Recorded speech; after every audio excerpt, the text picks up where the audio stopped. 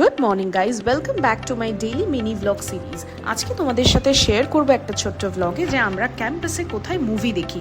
সেই মতন আজকে মুভি দেখার উদ্দেশ্যে বেরিয়ে পড়লাম।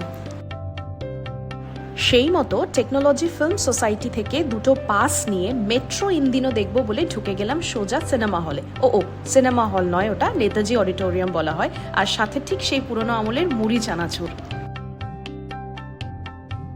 হল থেকে বাড়ি ফিরে হঠাৎ ইচ্ছা হলো খুব মিষ্টি খাওয়ার, কিন্তু বাইরের মিষ্টি ঠিক খেতে ইচ্ছা করছে না। কি মনে হলো আজকে বাড়িতেই মিষ্টি বানানো যাক। কি মিষ্টি বানালাম একদম ব্লগের ইন্ডেই নয়, দেখো।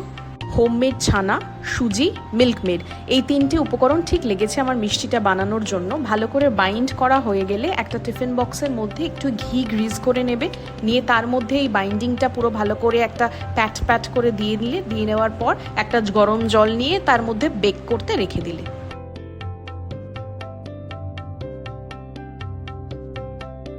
এই যে অবশেষে তৈরি হলো বেকড কালাকাঁদ।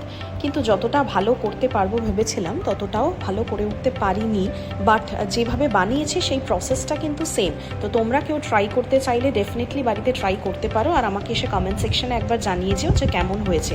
আজকের ব্লগটা এতটাই রাখলাম, দেখা হচ্ছে তোমাদের সাথে নেক্সট ব্লগে। টাটা।